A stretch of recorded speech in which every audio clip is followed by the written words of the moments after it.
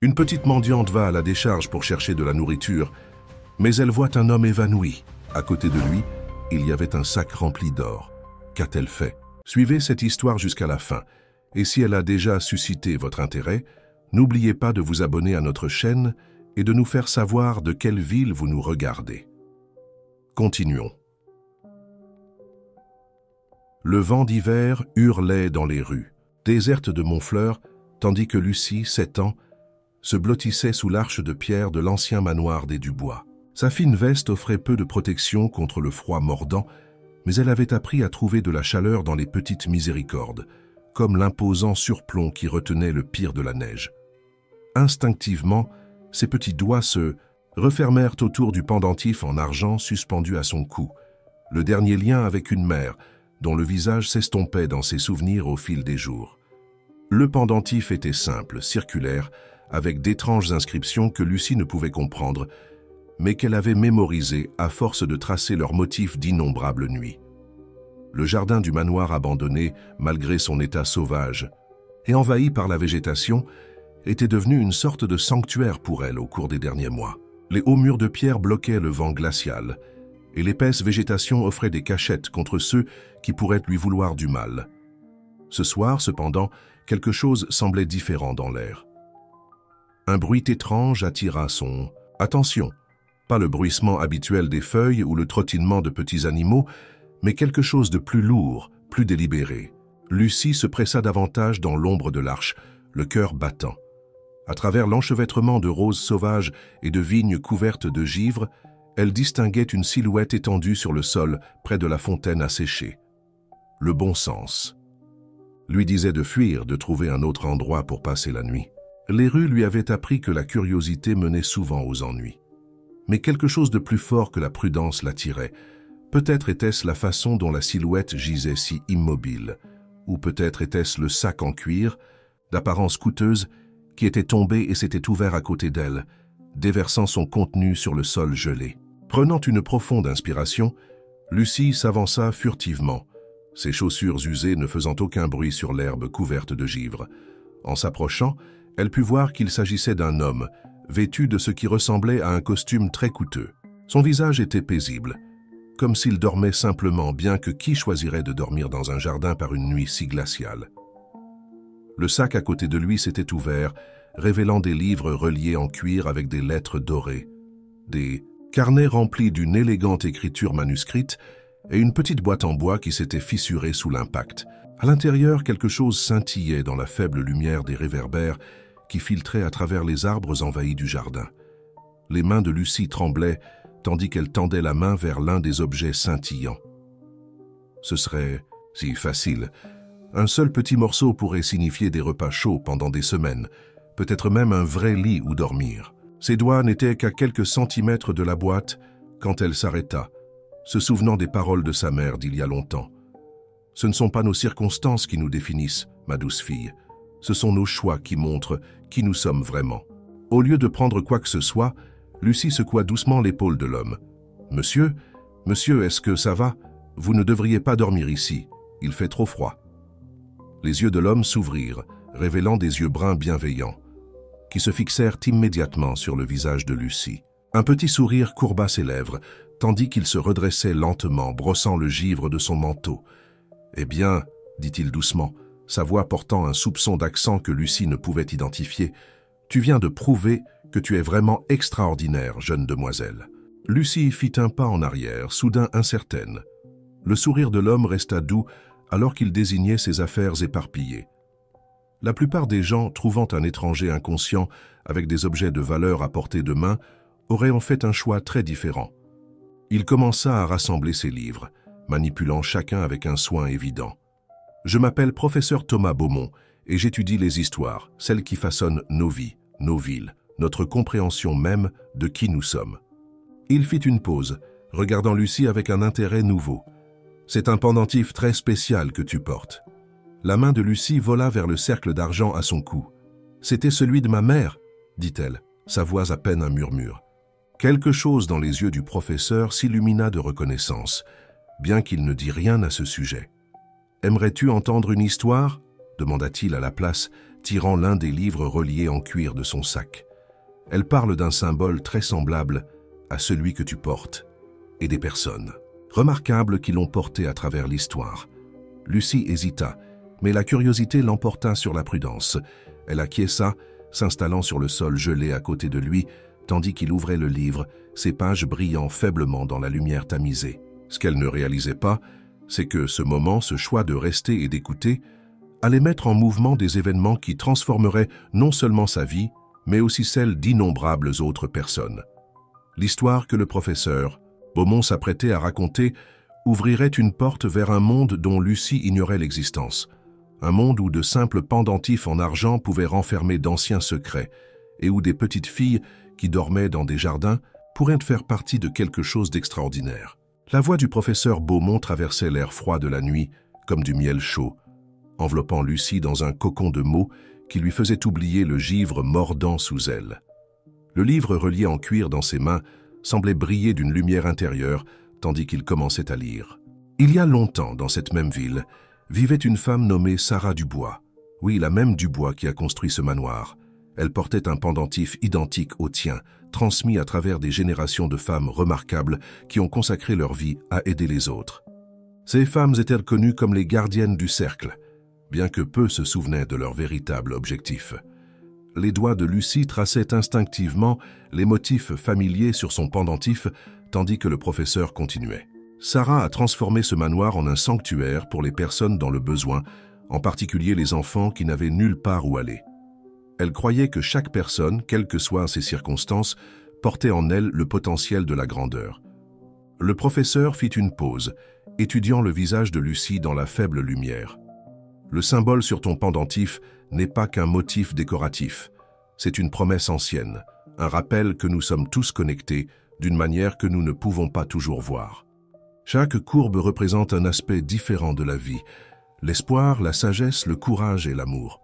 Quelque chose remua dans la mémoire de Lucie, sa mère assise à côté de son lit, lui racontant des histoires sur le pendentif, bien qu'elle ait été trop jeune pour comprendre leur signification. « Ma mère, chuchota-t-elle, elle disait qu'il était magique. » Le professeur Beaumont sourit d'un air entendu. Peut-être pas magique comme le décrivent les contes de fées, mais certainement puissant à sa manière. Tu vois, ceux qui portent ce symbole se retrouvent souvent au centre de changements remarquables. Ils deviennent des catalyseurs pour le bien qu'ils s'en rendent rarement compte au début. Il tourna une autre page, révélant une photographie d'un groupe de femmes debout devant le manoir Dubois dans sa splendeur. Chacune portait un pendentif identique à celui de Lucie. Ces femmes ont créé un réseau d'espoir à travers la ville. Elles ont construit des écoles, des hôpitaux et des foyers pour les personnes dans le besoin. Leur travail continue même aujourd'hui, bien qu'une grande partie de leur histoire ait été oubliée. Lucie se pencha plus près, étudiant les visages sur la photographie. Quelque chose chez l'une des femmes attira son attention, quelque chose de familier dans la forme de son sourire, l'inclinaison de sa tête. Le professeur remarqua son intérêt. « C'est Elisabeth Moreau », dit-il doucement. Elle était connue pour son travail avec les enfants, particulièrement à l'orphelinat Sainte-Catherine, à la périphérie de la ville. Elle a disparu il y a environ 7 ans, bien que son influence se fasse encore sentir dans toute la communauté. 7 ans, exactement quand la mère de Lucie était partie. Son cœur commença à battre plus vite, alors qu'elle étudiait la photographie de plus près. Le pendentif de la femme brillait sur la vieille photographie, identique à celui qui pendait à son propre cou. « Professeur », la voix de Lucie tremblait. « Ma mère s'appelait Elisabeth. Et elle est partie quand j'étais toute petite. » Les yeux du professeur s'élargirent légèrement, bien qu'il semblât plus confirmé dans ses soupçons que surpris. « C'est bien ce que je pensais, » dit-il doucement. « Tu as ses yeux et plus important encore, tu as son cœur. C'est pourquoi tu as choisi de me réveiller, au lieu de prendre ce qui était dans cette boîte. » Le cercle choisit ses porteurs avec soin, passant d'un gardien au suivant. Il referma soigneusement le livre, le remettant dans son sac. « Lucie, aimerais-tu en apprendre davantage sur le travail de ta mère, sur l'héritage que tu portes autour de ton cou? Il y a tellement plus dans cette histoire et en toi que tu ne l'as imaginé. » Le jardin autour d'eux semblait retenir son souffle, tandis que Lucie considérait ses paroles. Toute sa vie, elle s'était sentie perdue, seule, différente des autres enfants. Mais maintenant, assise dans ce jardin envahi avec un mystérieux professeur et un livre plein de secrets, elle ressentait quelque chose qu'elle n'avait pas éprouvé depuis des années. Un but. « Oui, » dit-elle fermement, sa petite main serrant le pendentif. « Je veux tout savoir. » Le professeur Beaumont sourit, se levant et lui offrant sa main. « Alors nous devrions sortir de ce froid. Je connais un endroit où nous pouvons parler correctement. Quelque part où ta mère passait beaucoup de temps. Voudrais-tu le voir ?» Alors que Lucie prenait sa main et se levait, aucun d'eux ne remarqua la faible lueur émanant de son pendentif, ou la façon dont le givre du jardin semblait reculer légèrement de leur chemin. La nuit qui avait commencé, avec une petite fille perdue cherchant un abri, se transformait en quelque chose de bien plus significatif. Le début d'un voyage qui révélerait non seulement la vérité sur sa mère, mais aussi sa propre destinée extraordinaire. Le professeur Beaumont conduisit Lucie à travers les rues silencieuses de Montfleur, leurs pas résonnant contre les vieux bâtiments de briques. Le froid mordant semblait moins rude maintenant, peut-être à cause du manteau chaud du professeur, drapé autour de ses petites épaules, ou peut-être en raison du sentiment grandissant de détermination qui brûlait dans sa poitrine. Ils s'arrêtèrent devant un imposant bâtiment victorien, aux grandes fenêtres et à l'enseigne qui disait « Société historique de Montfleur ». Le professeur sortit une clé de sa poche et bientôt ils entrèrent dans un vestibule chaleureusement éclairé qui sentait les vieux livres et l'encaustique. « Ce bâtiment abrite les souvenirs de la ville », expliqua le professeur Beaumont, guidant Lucie dans un grand escalier. « Ta mère a passé d'innombrables heures ici, recherchant l'histoire du cercle et documentant les histoires de ceux qui ont porté le pendentif. » Ils entrèrent dans une pièce confortable remplie de bibliothèques du sol au plafond, de confortables fauteuils de lecture et d'un grand bureau couvert de papiers et de photographies. Un feu crépitait dans la cheminée et Lucie gravita immédiatement vers sa chaleur. « C'était le bureau d'Elisabeth », dit doucement le professeur, regardant Lucie prendre conscience de son environnement. Elle était notre chercheuse principale, dédiée à préserver l'histoire du cercle et son travail dans la communauté. Voudrais-tu voir certaines de ses affaires ? Lucie acquiesça, incapable de parler à cause de la boule dans sa gorge. Le professeur ouvrit un tiroir du bureau et en sortit un journal relié en cuir avec le nom de sa mère gravé sur la couverture. Elle a laissé ceci ici le jour avant sa disparition. Je l'ai gardé en sécurité, espérant qu'un jour il trouverait son chemin vers la bonne personne. D'une main tremblante, Lucie accepta le journal. En l'ouvrant, elle découvrit des pages remplies de l'écriture élégante de sa mère, des croquis des symboles du pendentif et des fleurs séchées soigneusement conservées entre les pages. Une photographie tomba, sa mère, plus jeune et souriante, debout devant l'orphelinat Sainte-Catherine avec un groupe d'enfants. Ta mère croyait que le véritable pouvoir du cercle ne résidait pas dans le pendentif lui-même, mais dans les connexions qu'il créait entre les personnes, expliqua le professeur Beaumont, s'installant dans l'un des fauteuils.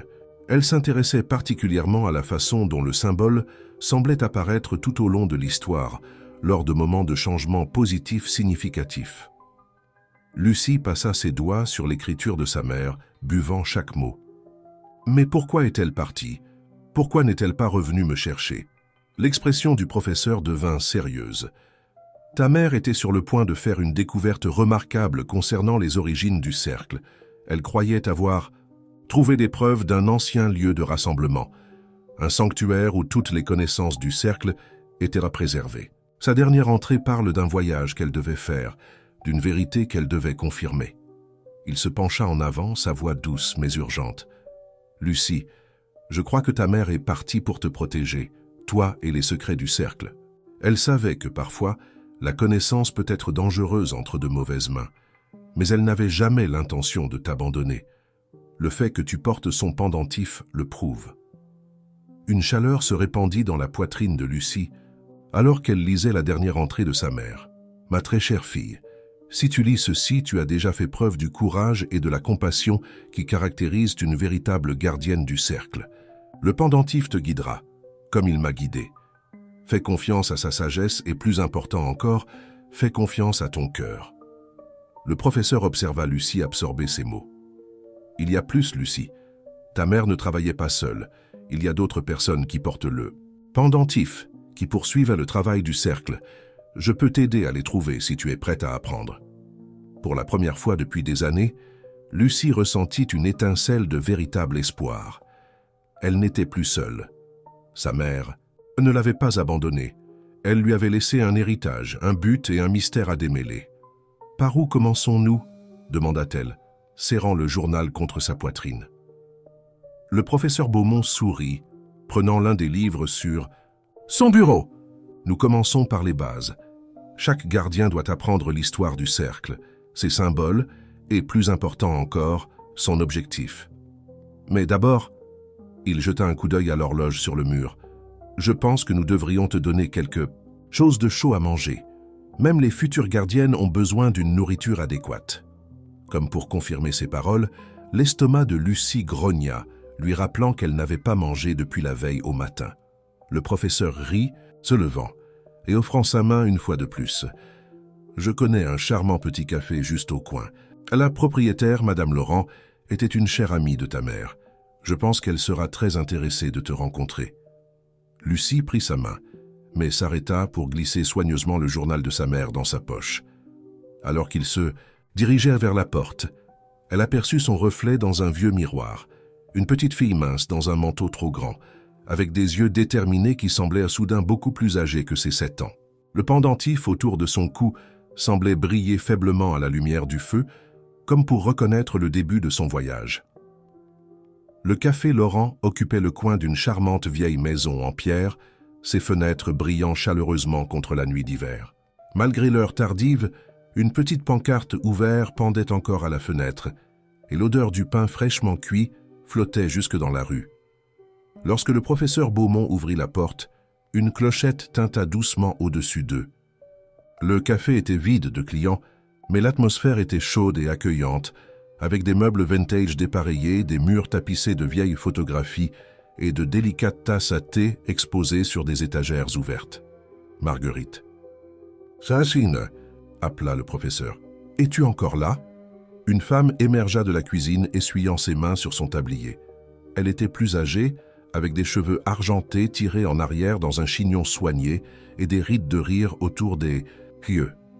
Ses yeux s'élargirent lorsqu'ils se posèrent sur Lucie, et sa main vola à sa poitrine où, Lucie le remarqua, brillait un pendentif en argent familier. « Thomas » souffla Madame Laurent. « Est-ce la fille d'Élisabeth Moreau ?» confirma-t-il doucement. « Elle m'a trouvé dans le jardin du bois ce soir, portant le pendentif de sa mère. » Madame Laurent s'avança lentement, comme si elle craignait que Lucie ne disparaisse si elle bougeait trop vite. Elle s'agenouilla devant la fillette, ses yeux buvant chaque détail du visage de Lucie. « Oh, ma chère, murmura-t-elle, tu lui ressembles tellement, nous espérions te trouver. » Avant que Lucie ne puisse répondre, son estomac grogna à nouveau, bruyamment cette fois. Madame Laurent passa immédiatement en mode maternant, les dirigeant vers une table confortable dans un coin. « Assieds-toi, assieds-toi. Tu n'es que peau et os, mon enfant. Nous allons arranger ça tout de suite. » Elle disparut dans la cuisine, et bientôt la table fut chargée d'un bol de soupe fumante, de pain frais, de chocolat chaud et d'une assiette de biscuits encore chauds du four. Lucie essaya de manger lentement, d'être polie, mais la nourriture était la meilleure qu'elle ait jamais goûtée, et sa faim prit le dessus sur ses bonnes manières. « Ta mère aimait aussi ma soupe, » dit affectueusement Madame Laurent, regardant. Lucie mangeait. Elle passait des heures ici, partageant ses recherches et planifiant les œuvres caritatives du cercle. Ce café a toujours été un lieu de rassemblement pour les gardiens. Comme pour prouver son point, elle désigna les photographies sur les murs. Lucie remarqua que dans beaucoup d'entre elles, les sujets portaient des pendentifs en argent identiques aux siens. « Nous ne sommes pas seulement une société dédiée à aider les autres, » expliqua Madame Laurent. « Nous sommes une famille, liée par quelque chose de plus profond que le sang. » « Mais pourquoi ne vous ai-je jamais vu avant ?» demanda Lucie entre deux bouchées de pain. « J'ai été seule dans les rues si longtemps. » Madame Laurent et le professeur Beaumont échangèrent des regards coupables. « Nous te cherchions, » admit le professeur. « Ta mère avait beaucoup d'amis. »« Dans le cercle, mais après sa disparition, tu semblais avoir disparu aussi. L'orphelinat où tu séjournais n'avait aucune trace de l'endroit où tu étais allé. »« Je me suis enfuie, » confessa doucement Lucie. « Les autres enfants, ils disaient que ma mère m'avait abandonnée, qu'elle ne voulait plus de moi. Je ne pouvais pas supporter de rester. Madame Laurent tendit la main à travers la table et prit celle de Lucie. « Oh, ma chérie, rien ne pourrait être plus éloigné de la vérité. Ta mère t'aimait plus que tout au monde. Elle essayait de te protéger, d'assurer ton avenir. » Elle se leva soudainement, se dirigeant vers un placard derrière le comptoir. « J'ai quelque chose pour toi, quelque chose que ta mère a laissé à ma garde. » Elle revint avec une petite boîte en bois, délicatement sculptée avec les mêmes « et », symbole qui ornait le pendentif. « Elle a dit que je saurais quand il serait temps de te la transmettre, » expliqua Madame Laurent, plaçant la boîte devant Lucie. « Je pense que ce moment est venu. » D'une main tremblante, Lucie ouvrit la boîte. À l'intérieur, nichée sur un lit de velours, se trouvait une clé, ancienne et ornée avec les symboles du cercle travaillés dans sa conception. Sous elle, reposait un morceau de papier plié, portant l'écriture de sa mère, pour ma fille quand elle trouvera son chemin vers le cœur du cercle. Cette clé ouvre une porte très spéciale, expliqua le professeur Beaumont. Mais avant de pouvoir l'utiliser, il y a beaucoup de choses que tu dois apprendre. La connaissance du cercle n'est pas simplement donnée. Elle doit être gagnée, comprise et respectée. Lucie regarda ses deux nouveaux gardiens, se sentant dépassés mais déterminés. « M'enseignerez-vous, tous les deux ?» Madame Laurent sourit, chaleureusement. « Bien sûr, ma chérie. Nous commencerons dès demain, mais ce soir, elle désigna une porte derrière le comptoir. Je pense que tu as besoin d'un vrai repos. J'ai une chambre d'amis à l'étage qui attendait une invitée spéciale. » Pour la première fois depuis des mois, Lucie se sentit vraiment en sécurité. Alors qu'elle suivait Madame Laurent dans l'escalier étroit, serrant la boîte et le journal de sa mère, elle réalisa qu'elle avait trouvé plus que des réponses ce soir. Elle avait trouvé un foyer, un but et des personnes qui avaient connu et aimé sa mère. La chambre d'amis était petite, mais parfaite, avec un vrai lit couvert, d'épaisses couvertures, un petit bureau près de la fenêtre et une bibliothèque remplie de volumes qui semblaient l'appeler. Alors qu'elle se blottissait sous les couvertures chaudes, le journal de sa mère et la mystérieuse boîte à clés soigneusement rangée dans le tiroir du bureau, Lucie sentit ses yeux s'alourdir.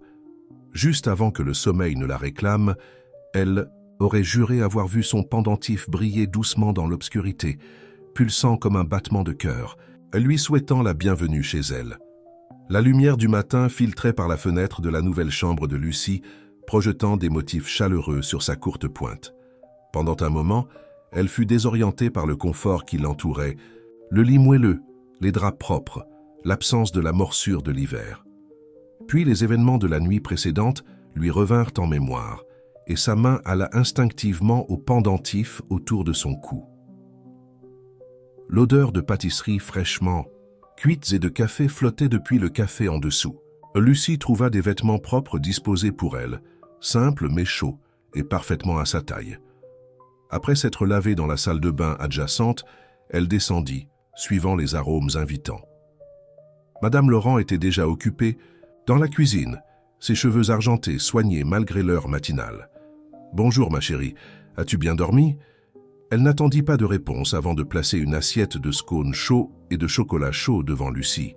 « Mange, nous. Avons une journée chargée devant nous. » Le professeur Beaumont arriva juste au moment où Lucie terminait son petit déjeuner, portant une pile de livres et ce qui ressemblait à de vieilles cartes. « Prête pour ta première leçon ?» demanda-t-il, les yeux pétillants. Ils se rassemblèrent à une table d'angle, maintenant débarrassés des assiettes des clients. Le professeur ouvrit l'un des livres les plus anciens, ses pages jaunies par l'âge. « Chaque gardien commence par les bases », expliqua-t-il. L'histoire du cercle, ses symboles, et plus important encore, son objectif. Il montra un dessin détaillé du pendentif. Ces marques ne sont pas aléatoires. C'est un langage ancien qui raconte l'histoire de la connexion et de la responsabilité. Chaque courbe, chaque ligne a un sens. Madame Laurent les rejoignit, apportant du thé frais. « Le pendentif n'est pas qu'un bijou », ajouta-t-elle. « C'est un rappel des promesses que nous faisons, d'aider les autres, de préserver la connaissance, de protéger ceux qui sont dans le besoin. » Pendant des heures, ils enseignèrent à Lucie l'histoire du cercle. Elle apprit comment il avait commencé des siècles auparavant, avec un groupe de femmes qui croyaient au pouvoir de la connaissance et de la compassion pour changer des vies. Le pendentif avait été leur symbole, transmis à travers des générations de gardiens qui s'étaient consacrée à rendre le monde meilleur de toutes les façons possibles. Ta mère, dit doucement Madame Laurent, s'intéressait particulièrement à la façon dont le cercle avait influencé l'histoire de Montfleur.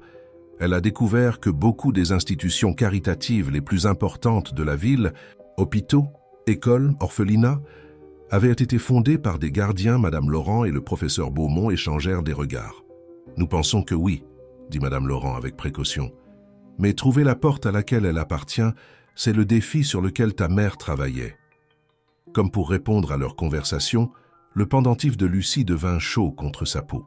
Elle baissa les yeux pour le voir briller faiblement, tout comme il l'avait fait dans le jardin la nuit précédente. « Ah !» dit le professeur Beaumont, remarquant la lueur. « Le pendentif répond à toi.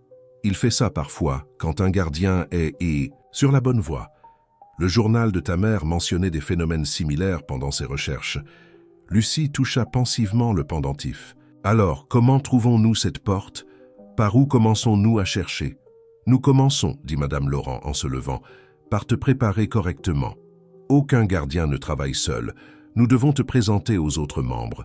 Du cercle, il y a quelqu'un en particulier que je pense que tu devrais rencontrer. » Elle commença à rassembler son manteau et son sac. « Quelqu'un qui a travaillé étroitement avec ta mère à l'orphelinat Sainte-Catherine. » Ce nom envoya un frisson de reconnaissance à travers Lucie. L'orphelinat où elle avait séjourné brièvement après la disparition de sa mère, d'où elle s'était enfuie il y a tous ces mois. L'idée d'y retourner la rendait nerveuse, mais la chaude lueur du pendentif contre sa peau lui donna du courage. « Quand partons-nous » demanda-t-elle, se tenant plus droite. Madame Laurent sourit avec approbation. « Après le déjeuner. Tu auras besoin de force. Sœur Marie a toute une histoire à te raconter sur les derniers jours de ta mère à Sainte-Catherine. » L'orphelinat Sainte-Catherine se dressait sur une colline à la périphérie de Montfleur, ses murs de briques rouges et ses flèches gothiques s'élevant vers le ciel d'hiver. Le bâtiment n'avait pas changé depuis les mois où Lucie s'était enfuie. Il semblait toujours à la fois imposant et accueillant, comme une grand-mère stricte avec un faible secret pour les enfants. Madame Laurent les conduisit dans sa vieille station wagon bleu, avec Lucie sur le siège arrière serrant le journal de sa mère. À l'approche des grilles en fer, les souvenirs affluèrent, bons et mauvais. Les repas chauds, les lits propres, la gentillesse de certains membres du personnel, mais aussi les chuchotements des autres enfants, les regards apitoyés, l'écrasant, sentiment d'abandon qui l'avait poussé à fuir. « Sœur Marie est à Sainte-Catherine depuis plus de 40 ans, expliqua Madame Laurent en se garant. C'est l'une de nos gardiennes les plus dévouées, et elle était la confidente la plus proche de ta mère pendant son travail ici. La porte d'entrée s'ouvrit avant qu'elle ne puisse frapper, révélant une femme grande et mince dans un habit de religieuse moderne. Malgré son apparence sévère, le visage de sœur Marie s'illumina d'un sourire chaleureux quand elle vit Lucie. « Bienvenue, petite, » dit-elle doucement. « Nous nous sommes tellement inquiétés pour toi. » Sa main alla à son col où brillait un pendentif argenté familier. Sœur Marie les conduisit à travers les couloirs silencieux de l'orphelinat. La plupart des enfants étaient en classe l'après-midi. Elles entrèrent dans son bureau privé, un espace confortable rempli de livres, de dessins d'enfants, et sentant le thé à la menthe. « Ta mère a passé d'innombrables heures dans cette pièce, » dit sœur Marie, versant du thé pour tout le monde. Elle croyait que Sainte-Catherine contenait des indices sur le cœur du cercle. Tu vois, ce bâtiment est l'une des plus anciennes institutions caritatives de Montfleur, fondée par une gardienne il y a près de 2 siècles. Elle sortit un album en cuir de son bureau. Ces photographies documentent certaines des recherches de ta mère ici. Les images montraient Élisabeth explorant différentes parties de l'orphelinat, la chapelle, la bibliothèque, l'ancienne cave à vin. Sur de nombreuses photos, elle examinait des détails architecturaux ou prenait des notes dans son journal. Elle était convaincue que Sainte-Catherine avait été construite avec les symboles du cercle cachés dans son architecture. Expliqua sœur Marie. « Regarde ici. » Elle montra une photographie d'une arche en pierre ornée. Les sculptures décoratives, quand on les regardait attentivement, contenaient les mêmes motifs que le pendentif de Lucie. Ta mère croyait que ces symboles étaient comme une carte, ajouta Madame Laurent, qu'ils indiquaient le chemin vers le cœur du cercle, mais elle n'a jamais pu déchiffrer complètement leur signification. Lucie étudia intensément les photographies. Que s'est-il passé? Pourquoi est-elle partie? L'expression de sœur Marie devint sérieuse. Environ une semaine avant sa disparition, ta mère a fait une découverte. Elle était si excitée, mais aussi prudente. Elle a dit qu'elle devait vérifier quelque chose, être absolument sûre avant de le partager avec qui que ce soit.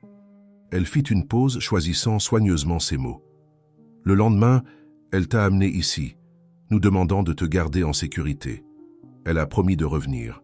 En quelques jours, mais elle n'est jamais revenue, murmura Lucie. Non, elle n'est jamais revenue. Et quelques semaines plus tard, tu t'es enfuie avant que nous puissions tout expliquer. Sœur Marie tendit la main à travers le bureau et prit celle de Lucie.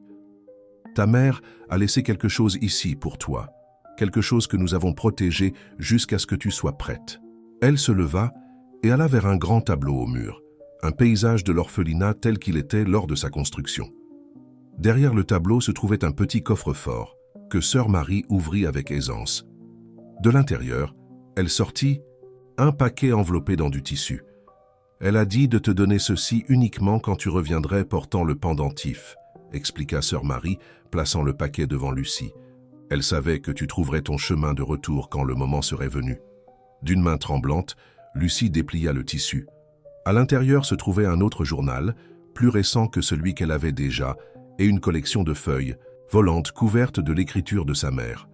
Mais ce qui attira son regard fut un petit disque d'argent, gravé des symboles familiers. « C'est un décodeur », dit le professeur Beaumont, se penchant avec intérêt. « Utilisé par les premiers membres du cercle pour traduire leurs messages secrets. Ta mère a dû l'utiliser pour déchiffrer les symboles architecturaux. »« Il y a autre chose », dit sœur Marie, plongeant à nouveau la main dans le coffre-fort. Elle sortit une enveloppe, scellée avec de la cire imprimée du symbole du cercle. « Ta mère a écrit cette lettre le jour de son départ. Elle m'a fait promettre de la garder en sécurité, jusqu'à ce que tu sois prête à poursuivre son travail. » Lucie prit l'enveloppe d'une main tremblante.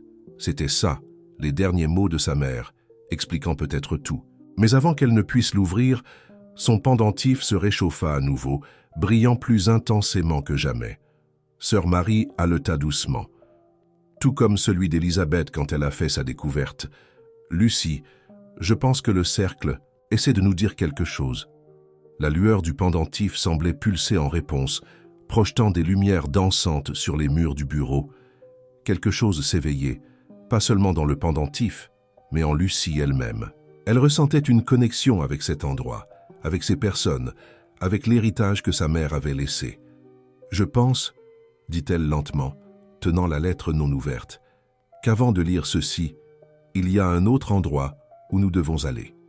Quelque chose que nous devons voir d'abord. » Elle pointa l'une des photographies, l'ancienne cave à vin avec son arche de pierre couverte de symboles cachés.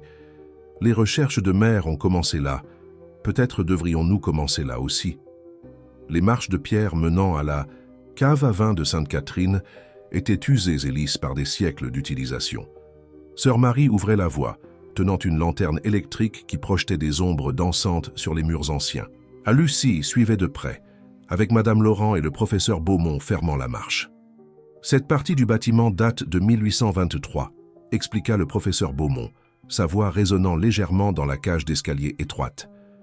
Elle était déjà ancienne quand Sainte-Catherine a été construite autour. Certains historiens pensent qu'elle faisait partie d'un monastère à l'origine. L'air devenait plus frais à mesure qu'il descendait, portant l'odeur terreuse de la vieille pierre et de l'humidité. Le pendentif de Lucie continuait à briller doucement, fournissant une source de lumière supplémentaire. Quand ils atteignirent le bas des escaliers, sœur Marie s'arrêta, balayant sa lanterne en un large arc. La cave était vaste, avec des plafonds voûtés soutenus par des colonnes de pierre.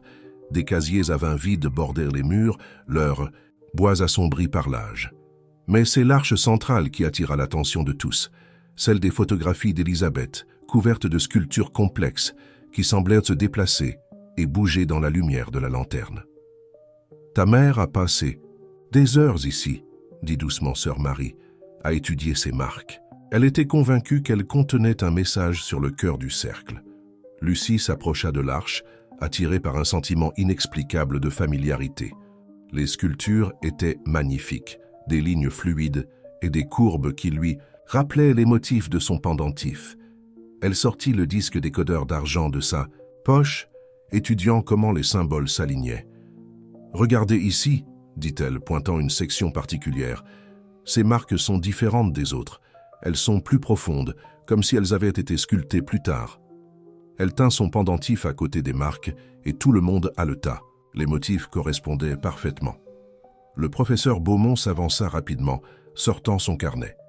Élisabeth a mentionné quelque chose à ce sujet dans ses notes de recherche.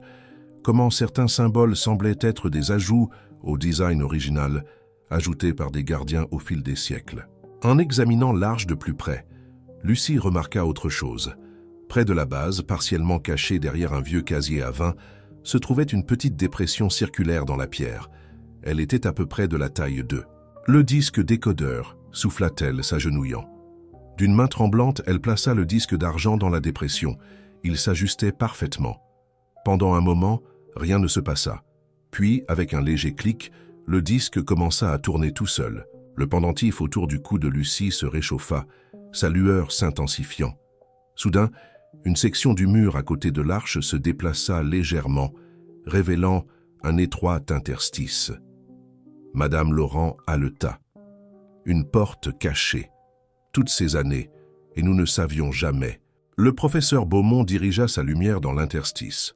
Au-delà, il pouvait voir le début d'un tunnel, ses murs ornés des mêmes sculptures complexes que l'arche. « C'est sûrement ce qu'Élisabeth a découvert », dit-il avec excitation. « Un passage secret sous l'orphelinat. » Le cœur de Lucie battait la chamade. C'était ça, la découverte que sa mère avait faite juste avant de disparaître. Mais pourquoi n'en avait-elle parlé à personne? Pourquoi avait-elle senti le besoin? De le vérifier seule? Sœur Marie posa doucement une main sur l'épaule de Lucie. « La lettre de ta mère », rappela-t-elle doucement. « Peut-être est-ce le moment de la lire. » D'une main tremblante, Lucie brisa le seau de cire sur l'enveloppe. À l'intérieur se trouvait une seule feuille de papier couverte de l'écriture familière de sa mère. Alors qu'elle commençait à lire à haute voix, sa voix résonnait dans l'ancienne cave. « Ma très chère Lucie, si tu lis ceci, c'est que tu as retrouvé ton chemin vers Sainte-Catherine, vers le cercle, et plus important encore, vers toi-même.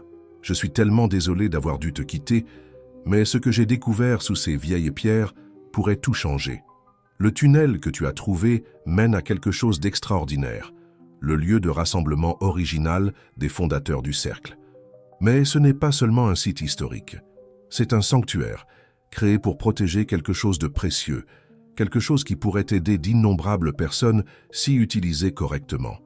J'avais besoin d'être absolument certaine avant de partager cette découverte avec quiconque. La responsabilité était trop grande, les conséquences trop importantes pour risquer de me tromper. Je promets de tout expliquer à mon retour.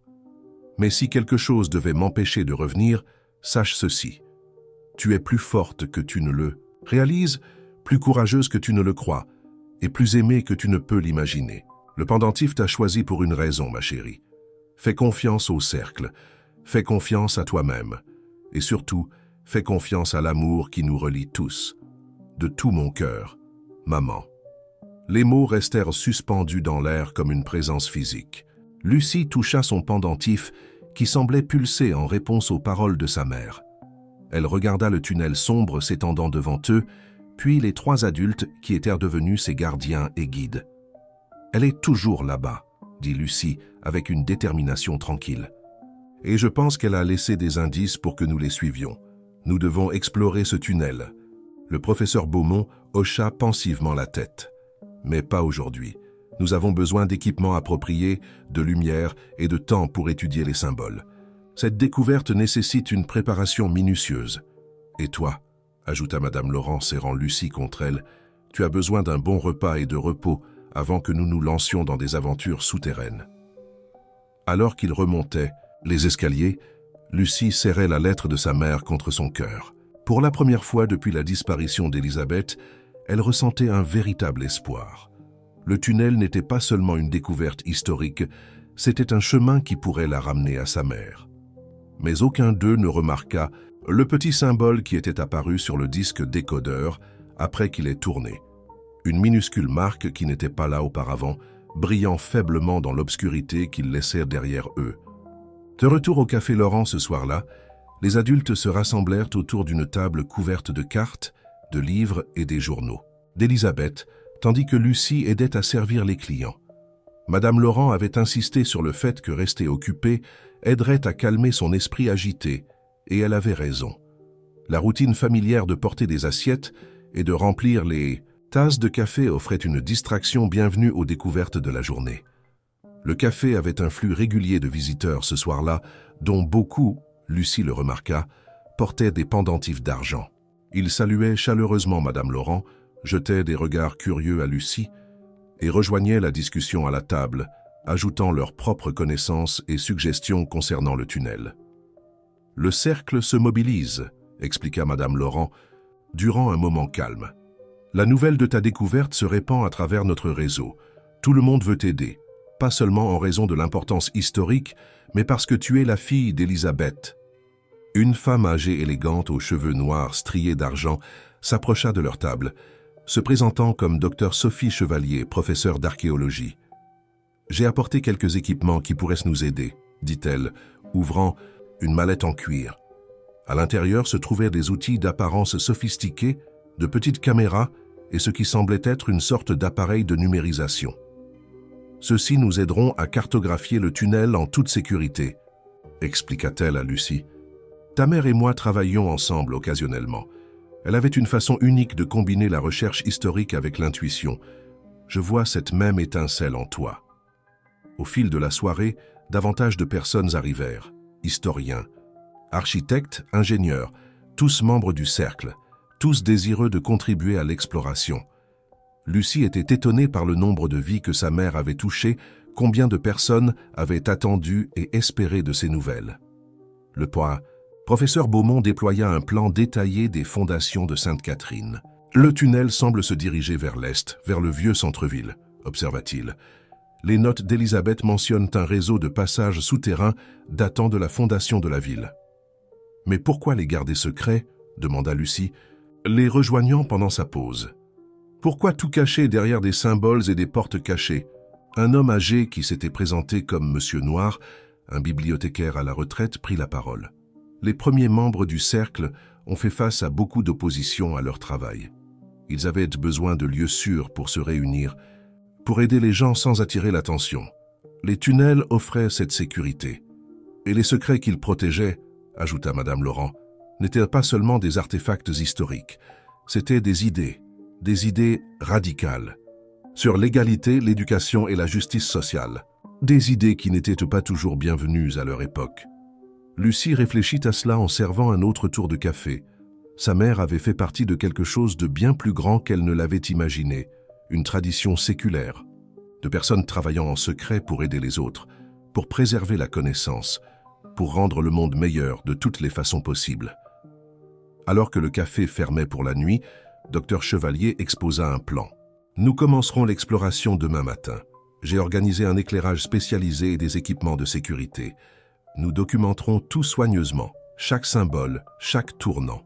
Je devrais y aller en premier, » dit Lucie calmement, mais fermement. Tout le monde se tourna pour la regarder. Le tunnel s'est révélé quand j'ai utilisé le disque décodeur. Peut-être nous montrera-t-il davantage si je montre le chemin. Les adultes échangèrent des regards, mais ce fut Sœur Marie, qui était arrivée plus tard dans la soirée, qui parla. Elle a raison. La magie du cercle, si vous voulez l'appeler ainsi, a toujours fonctionné par connexion, à travers les lignées familiales, à travers les successeurs choisis. Si Élisabeth a laissé plus d'indices, ils sont très probablement destinés à être trouvés par Lucie. Le professeur Beaumont acquiesça lentement. Nous serons juste derrière toi, bien sûr, avec des lumières, des équipements de sécurité, tout ce dont tu as besoin. Mais oui, tu devrais montrer le chemin. Cette nuit-là, alors que Lucie était allongée dans son lit au-dessus du café, elle ne pouvait pas dormir. Elle ne cessait de penser au tunnel, à la lettre de sa mère, à toutes les personnes en bas qui s'étaient rassemblées pour aider. Son pendentif brillait doucement dans l'obscurité, projetant des motifs chaleureux sur le plafond. Elle sortit les journaux de sa mère, à la fois l'ancien et le nouveau qu'ils avaient trouvé à Sainte-Catherine. En les relisant, elle remarqua quelque chose qu'elle avait manqué auparavant. Beaucoup des dernières entrées d'Élisabeth mentionnaient des rêves de pièces souterraines remplies de lumière, de livres qui contenaient une sagesse ancienne, d'un lieu où le pouvoir du cercle était le plus fort. Était-ce simplement des rêves Ou étaient-ce des souvenirs de quelque chose qu'elle avait trouvé? Des indices qu'elle avait laissés pour que Lucie les suive? Un léger coup à sa porte interrompit ses pensées. Madame Laurent entra, portant un paquet enveloppé dans du papier brun. « Ceci est arrivé par coursier à l'instant, dit-elle. De la part d'une autre gardienne à Paris. Elle dit qu'il appartenait à ta mère. » Lucie ouvrit soigneusement le paquet. À l'intérieur se trouvait une boussole, mais différente de toutes celles qu'elle avait vues. Au lieu des directions cardinales, elle avait des symboles correspondant à ceux de son pendentif. Et au centre, où l'aiguille devrait être, se trouvait un petit cristal qui semblait capturer et réfléchir la lumière de façon inhabituelle.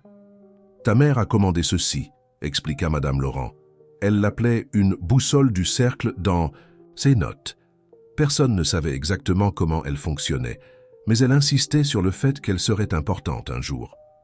Alors que Lucie tenait la boussole, son pendentif se réchauffa à nouveau. Le cristal dans la boussole commença à briller de la même douce lumière, et le cadran tourna lentement jusqu'à ce qu'il pointe dans la direction de Sainte-Catherine. Madame Laurent sourit. « Eh bien, je pense que nous savons par quoi nous commencerons. Demain matin, dors un peu, ma chérie, ce sera toute une aventure. » Alors que Madame Laurent partait, Lucie plaça soigneusement la boussole sur sa table de chevet à côté des journaux de sa mère. Demain, il commencerait à explorer le tunnel, suivant les indices qu'Élisabeth avait laissés. Mais ce soir, entourée des affaires de sa mère, soutenue par les amis de sa mère, Lucie se sentait plus proche d'elle qu'elle ne l'avait été depuis des années. La lueur du pendentif s'estompa lentement alors qu'elle s'endormait. Mais sa chaleur demeurait comme une douce étreinte la guidant vers des rêves de chambres souterraines, de sagesse cachée et de la promesse de retrouvailles. Le lendemain matin se leva clair et froid, avec la lumière hivernale du soleil traversant les vitraux de la chapelle de Sainte-Catherine. Un petit groupe s'était rassemblé dans la cave. Lucie, le professeur Beaumont, Madame Laurent, Sœur Marie et Docteur Chevalier, tous équipés de matériel de sécurité et d'équipements d'éclairage sophistiqués. Lucie portait un gilet spécial, conçu pour les jeunes explorateurs, avec des lumières attachées et des harnais de sécurité.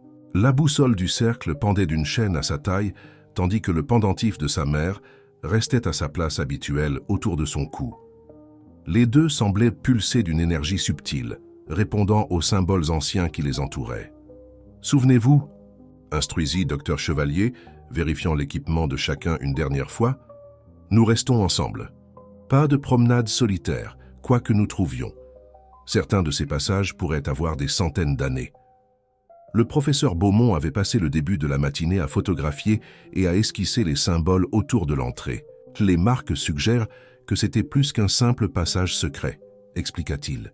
« Il a été conçu comme un voyage, chaque section destinée à révéler quelque chose à ceux qui suivaient le chemin. » Lucie s'avança, tenant le disque décodeur. Tout comme la veille, il s'ajustait parfaitement dans la dépression circulaire et la porte cachée s'ouvrit avec un léger clic. La lueur du pendentif s'intensifia, illuminant l'entrée du tunnel. « La boussole pointe droit devant », observa Lucie, regardant la flèche de cristal briller. « Je pense qu'elle nous montre le chemin qu'a pris Mère. » Prenant une profonde respiration, elle entra dans le tunnel.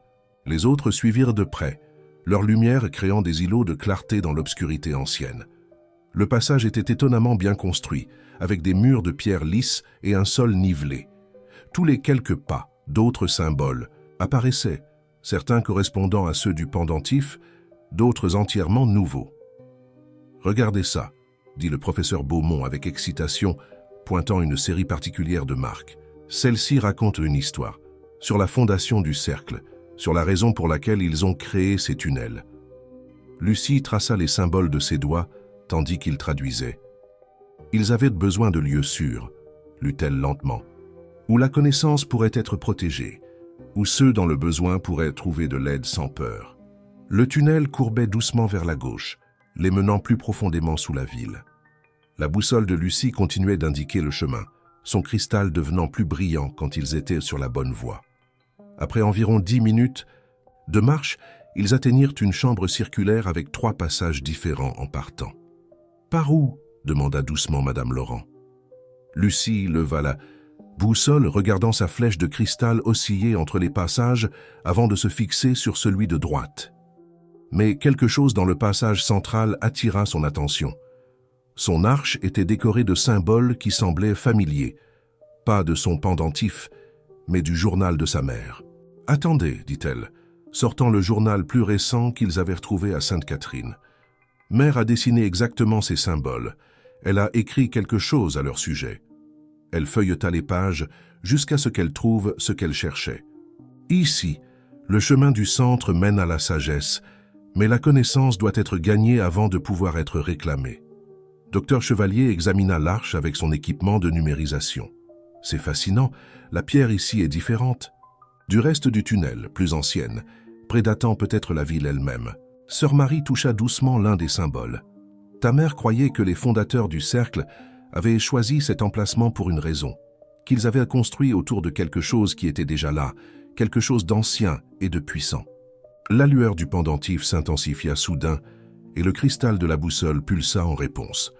Lucie sentit une sensation chaude se répandre dans sa poitrine comme une douce étreinte. « Mère est passée par ici, dit-elle avec certitude, mais je pense qu'elle a emprunté les deux chemins, celui de droite d'abord puis celui du centre. Cela correspond au journal, nota le professeur Beaumont, étudiant les notes d'Elisabeth. Elle a fait plusieurs explorations, allant chaque fois un peu plus loin, découvrant un peu plus. Alors c'est ce que nous ferons, décida Lucie. Nous suivrons exactement ses pas. Le chemin de droite d'abord, c'est là que pointe la boussole. Mais nous marquerons soigneusement notre route pour pouvoir revenir et explorer le chemin du centre quand nous serons prêts. Docteur Chevalier acquiesça avec approbation, sortant un équipement de marquage sophistiqué. Nous créerons une carte détaillée au fur et à mesure. Chaque tournant, chaque symbole, chaque chambre que nous trouverons. Alors qu'ils avançaient, dans le passage de droite, Lucie ressentait un sentiment croissant d'excitation. Chaque pas les rapprochait de la compréhension de la découverte de sa mère, plus près de résoudre le mystère de sa disparition. La lueur constante du pendentif éclairait leur chemin, tandis que le cristal de la boussole pulsait comme un battement de cœur, les guidant en avant.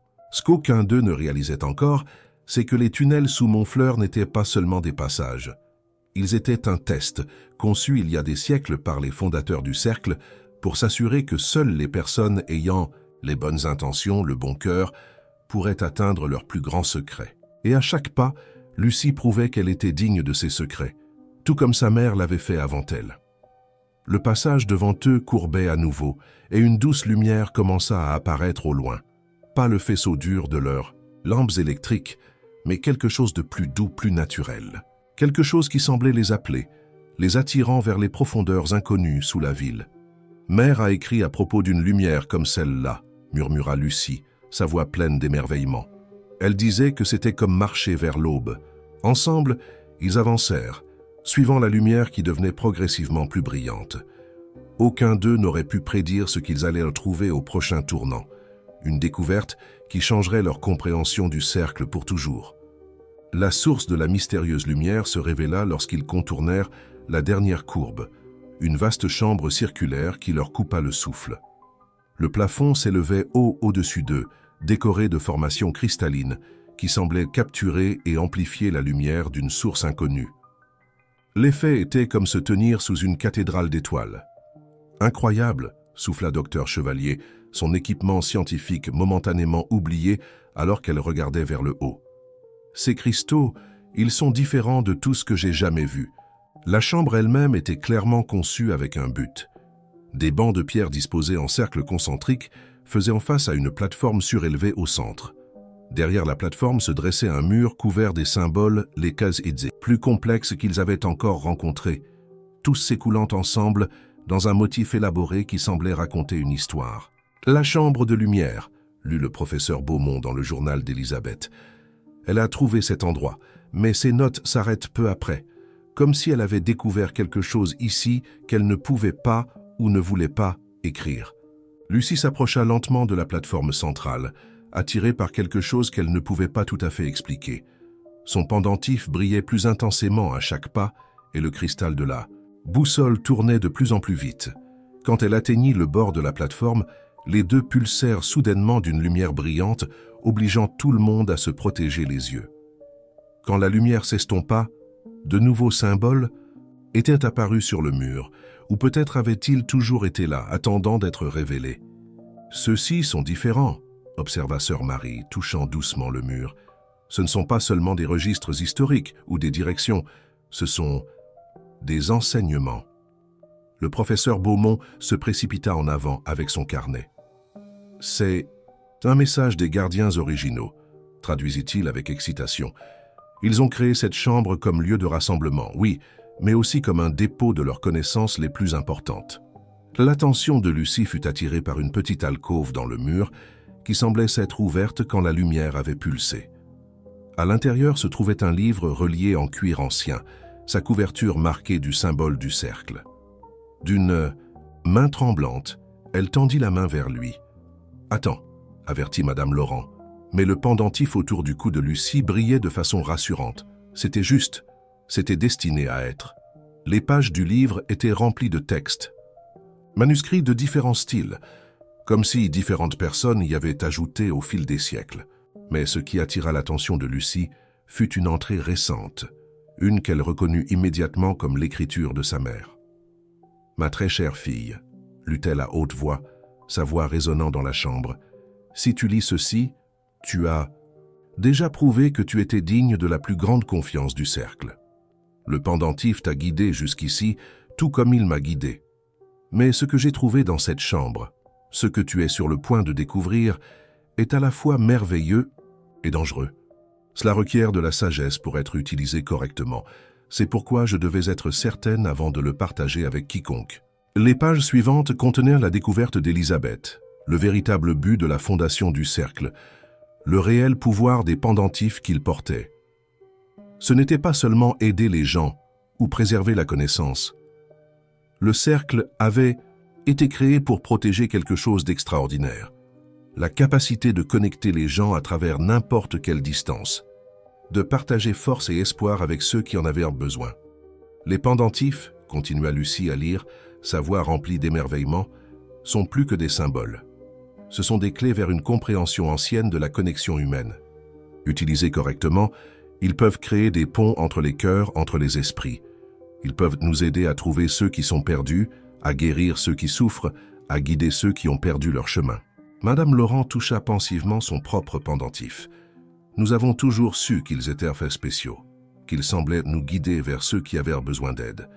Mais ceci explique tout, termina le professeur Beaumont. Pourquoi? Le cercle a survécu si longtemps. Pourquoi ses membres semblent toujours se retrouver?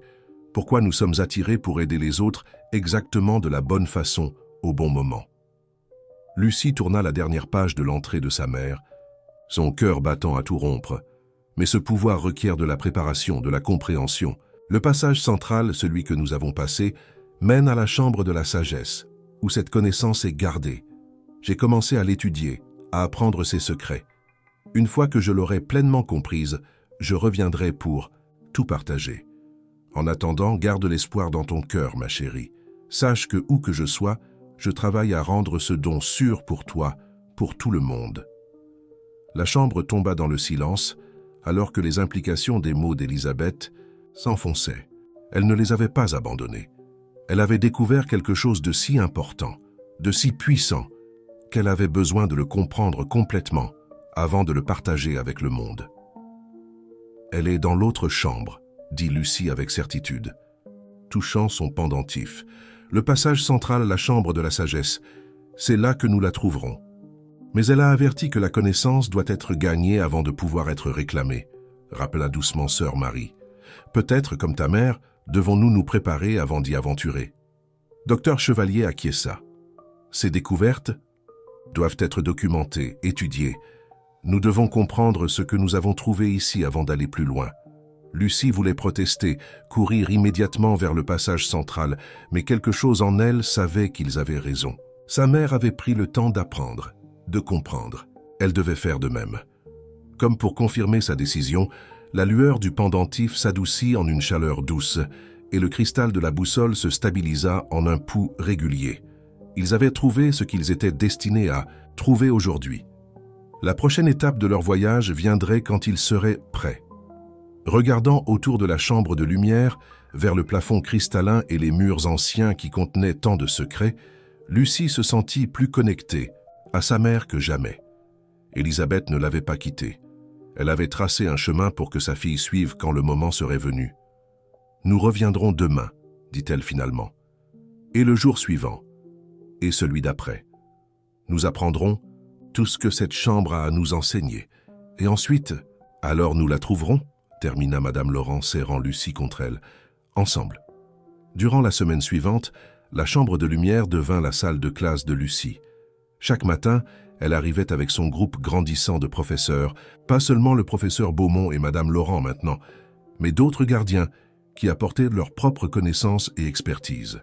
Ils étudiaient le livre ancien, documentaient les symboles muraux et, plus important encore, apprenaient à comprendre le véritable pouvoir de leur pendentif. « La lumière répond à l'intention », expliqua Madame Rivière, une professeure de physique à la retraite qui portait son pendentif sur une longue chaîne d'argent. Elle enseignait à Lucie comment concentrer ses pensées pour faire briller ou diminuer les cristaux au-dessus d'eux. Ah, il ne s'agit pas de vouloir quelque chose pour soi-même, il s'agit de vouloir aider les autres. Lucie ferma les yeux, se concentrant sur la chaleur de son pendentif.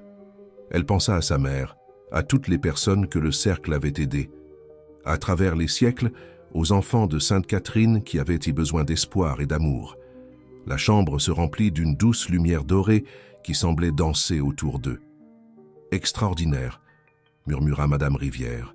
« Tu as le don de ta mère. » À découvrir que la conception de la chambre amplifiait les capacités naturelles des pendentifs. Lorsque plusieurs gardiens se rassemblaient dans l'espace circulaire, leur présence combinée créait des motifs de lumière qui révélaient de nouveaux symboles, de nouveaux enseignements.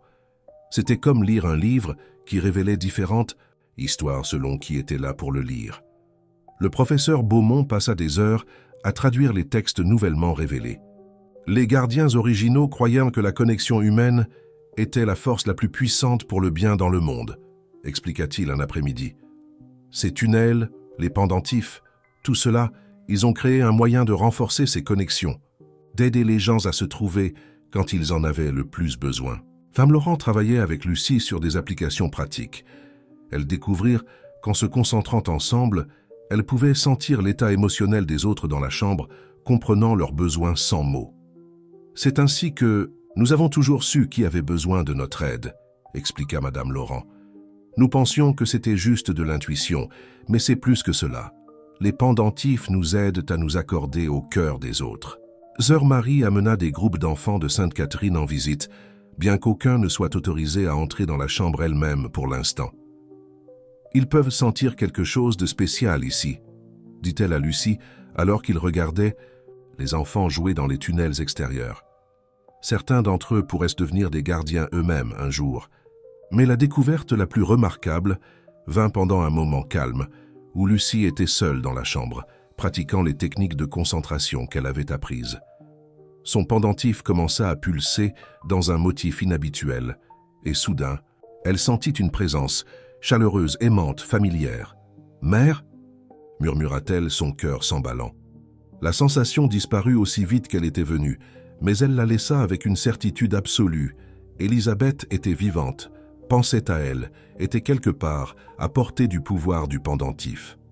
Elle se précipita pour le dire aux autres, qui écoutèrent avec un intérêt intense. « Les pendentifs ont été conçus pour trouver ceux qui sont perdus », médita le professeur Beaumont, consultant le livre ancien. « Peut-être, avec assez de préparation et de compréhension, nous pourrions les utiliser pour localiser Élisabeth, termina Madame Laurent. Mais Lucie, rappelle-toi ce que ta mère a écrit. Nous devons être correctement préparés. Ce type de connexion requiert une concentration et une sagesse énormes. » Docteur Chevalier, qui avait analysé les propriétés uniques de la chambre, ajouta sa perspective. « Ces cristaux, dit-elle, pointant vers le plafond, sont comme des amplificateurs naturels. Si nous pouvions comprendre exactement comment ils fonctionnent, nous pourrions renforcer la connexion que Lucie a ressentie. » Ils développèrent une routine. Chaque matin commençait par des leçons d'histoire et de théorie du professeur Beaumont. Les après-midi étaient consacrés à pratiquer des techniques de concentration avec différents gardiens, apprenant à contrôler et diriger la lumière. Le soir, Lucie étudiait les journaux de sa mère, cherchant des indices sur ce qu'Élisabeth avait découvert dans la chambre de la sagesse. Le pendentif répondait plus fortement chaque jour et la confiance de Lucie grandissait avec sa compréhension. Elle apprit à sentir les émotions des autres, même en dehors de la chambre, à envoyer des sentiments de réconfort et de soutien à travers la connexion du pendentif.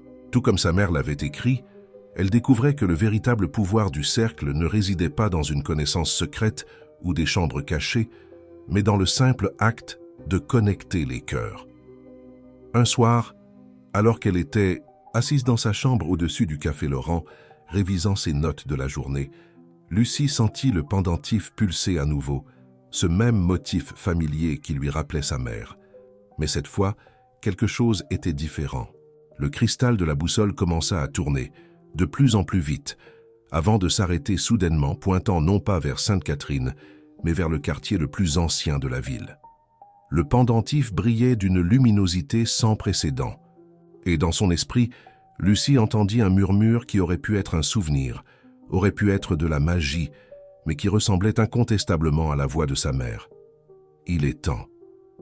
Elle sut alors que leur préparation minutieuse allait qu'être mise à l'épreuve.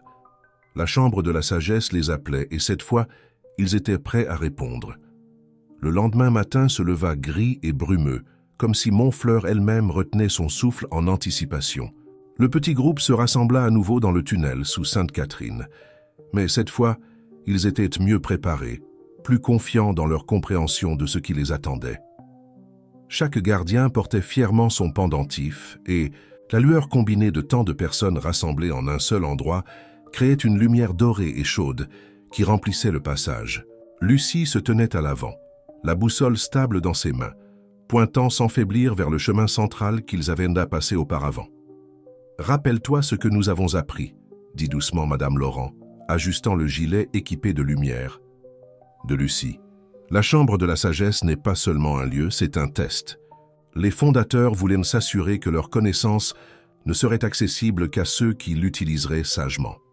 Le professeur Beaumont portait le livre ancien qu'ils avaient trouvé, soigneusement enveloppé dans un tissu protecteur. Selon les textes, le chemin central se révèle différemment à chaque personne qui y entre. Il nous montre ce que nous devons apprendre sur nous-mêmes. Sœur Marie avait apporté quelque chose de spécial, une petite boîte contenant 7 éclats de cristal qui correspondaient à ceux de la chambre de lumière. Ceux-ci ont été gardés en sécurité à Sainte-Catherine pendant des générations, expliqua-t-elle. Ta mère croyait qu'ils étaient destinés à être utilisés ici, dans le passage central. Lucie prit une profonde inspiration, regardant les visages familiers autour d'elle, Madame Laurent qui lui avait donné un foyer, le professeur Beaumont qui avait d'abord reconnu sa connexion au cercle, Sœur Marie qui avait gardé les secrets de sa mère en sécurité, Docteur Chevalier, dont l'esprit scientifique les aidait à comprendre les mystères anciens. Ils étaient devenus sa famille, réunis par le pouvoir et le but du cercle. « Prêt ?» demanda-t-elle, bien qu'elle connaisse déjà la réponse. Les pendentifs pulsèrent à l'unisson, créant une harmonie de lumière et de chaleur qui remplissait le tunnel. L'entrée du chemin central semblait différente maintenant. Les symboles qui avaient été simplement gravés dans la pierre une semaine auparavant semblaient maintenant se déplacer et bouger, captant la lumière comme de l'argent. Liquide. Lucie s'approcha lentement, tenant la boussole. Son cristal tourna une fois, puis projeta un faisceau de lumière directement sur l'un des symboles. « C'est le symbole de la sagesse », nota le professeur Beaumont, consultant le livre ancien. « Mais regardez, il change. » Alors qu'il regardait, le symbole se transformait, s'écoulant dans un nouveau motif qu'aucun d'eux n'avait vu auparavant. Lucie sentit son pendentif se réchauffer et instinctivement tendit la main pour toucher la marque brillante. La pierre sous ses doigts se sentait chaude, vivante. Soudain, toute l'arche s'illumina, les symboles s'écoulant comme de l'eau sur sa surface. Une porte apparut là où se trouvait de la pierre solide quelques instants auparavant, pas rugueuse et cachée comme la première entrée qu'ils avaient trouvée, mais élégante et intentionnelle, couverte de motifs fluides qui correspondaient à ceux sur leur pendentif. « C'est ça, murmura Lucie, c'est là qu'est allée mère. » Sœur Marie s'avança avec la boîte d'éclats de cristal. « Ceux-ci t'appartiennent maintenant, Lucie. Ta mère les a laissés pour ce moment. Prenant les cristaux, Lucie pouvait sentir l'énergie vibrer à travers eux, répondant à la lueur de son pendentif, suivant un instinct qu'elle ne comprenait pas tout à fait. Elle commença à les placer dans de petites dépressions autour du cadre de la porte. Des dépressions qu'elle savait d'une manière ou d'une autre seraient là avant de les trouver. À mesure que chaque cristal trouvait sa place, la lumière devenait plus forte. Quand le dernier éclat fut posé, un carillon résonna, clair et pur, comme une cloche appelant à la prière. La porte s'ouvrit silencieusement, révélant un passage qui semblait être fait de lumière même. « Les textes mentionnent ceci », dit le professeur Beaumont avec excitation. « Le chemin de l'illumination, où la sagesse prend forme physique. Élisabeth a écrit sur le fait de le suivre, sur comment il lui montrait des choses qu'elle devait comprendre. » Lucie s'avança, mais Madame Laurent attrapa doucement son bras. « Attends, ma chérie, il y a quelque chose que tu devrais savoir. Le chemin ne permettra qu'à une personne d'entrer à la fois. Chacun doit faire face à son propre voyage, ses propres révélations. Mais tu ne seras pas seule, ajouta rapidement sœur Marie. Les pendentifs nous garderont connectés. Nous pourrons sentir si tu as besoin d'aide, comme nous l'avons pratiqué. » Lucie regarda le passage lumineux, puis ses amis. Le pendentif, autour de son cou, pulsait régulièrement, la remplissant de chaleur et de certitude. C'était pour cela que toute leur préparation avait servi. C'était ainsi qu'elle retrouverait sa mère. « Je comprends, » dit-elle fermement. « Je suis prête. » Un par un, les gardiens s'avancèrent pour l'étreindre. Madame Laurent glissa une lumière supplémentaire dans la poche de son gilet. Le professeur Beaumont lui donna un petit carnet pour noter ce qu'elle pourrait découvrir. Sœur Marie pressa une petite cloche d'argent dans sa main. « Pour t'aider à retrouver ton chemin », expliqua-t-elle. Finalement, Lucie se tenait seule devant le passage lumineux. Le cristal de la boussole tourna une fois de plus, puis se stabilisa pointant droit devant. La lumière de son pendentif se fondit avec celle du passage, créant un chemin qui semblait l'accueillir en avant. « J'arrive, mère », murmura-t-elle, et entra dans la lumière. Derrière elle, la porte se ferma doucement, laissant ses amis attendre et observer à travers la connexion de leurs pendentifs. Aucun d'eux n'aurait pu prédire ce que Lucie trouverait dans la chambre de la sagesse, ou comment son voyage changerait leur compréhension du cercle pour toujours. Le chemin de lumière s'étendait devant elle, menant plus profondément au cœur des anciennes fondations de Montfleur. À chaque pas, Lucie se sentait plus certaine qu'elle marchait dans les pas de sa mère, suivant une piste qui avait attendu 7 ans qu'elle la trouve. Le passage lumineux semblait répondre à la présence de Lucie, s'éclaircissant et s'assombrissant à chacun de ses pas. La chaude lueur de son pendentif se fondait avec la lumière environnante, créant des motifs qui dansaient le long des murs. L'air semblait chargé de possibilités, comme si l'espace même autour d'elle était vivant de sagesse ancienne. Alors qu'elle marchait, des souvenirs commencèrent à remonter à la surface, pas seulement les siens, mais aussi ceux d'autres personnes. Elle aperçut des bribes de l'histoire du cercle, à travers les yeux de ceux qui avaient parcouru ce chemin avant elle. Une jeune femme en tenue victorienne aidant des enfants à apprendre à lire à la lueur des bougies. Une infirmière pendant la Grande Guerre utilisant son pendentif pour réconforter les blessés. Une enseignante dans les années 1960 créant un havre de paix pour les élèves en difficulté. Le pendentif nous montre ce que nous avons besoin de voir, avait écrit sa mère dans son journal. Lucie comprenait maintenant ce qu'Élisabeth avait voulu dire.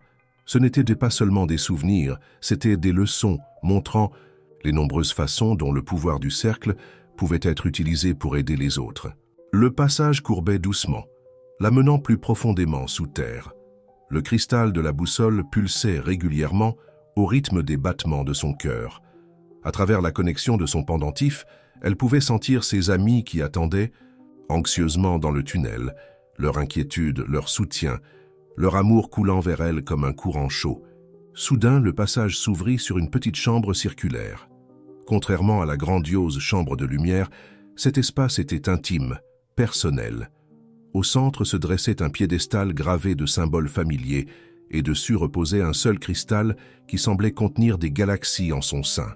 Alors que Lucie s'approchait, son pendentif se réchauffait. Le cristal sur le piédestal réagit, brillant d'une lumière intérieure qui s'étendait pour rencontrer la radiance de son pendentif. Lorsque les deux lumières se touchèrent, la chambre se transforma. Elle se retrouva debout dans ce qui semblait être une vaste bibliothèque, ses étagères s'étendant sans fin dans toutes les directions. Mésotée, lieu de livres, les étagères contenaient des orbes brillants, chacun contenant des souvenirs, des connaissances, la sagesse rassemblée par les gardiens tout au long de l'histoire. C'est le véritable cœur du cercle, vint une voix qu'elle connaissait aussi bien que la sienne.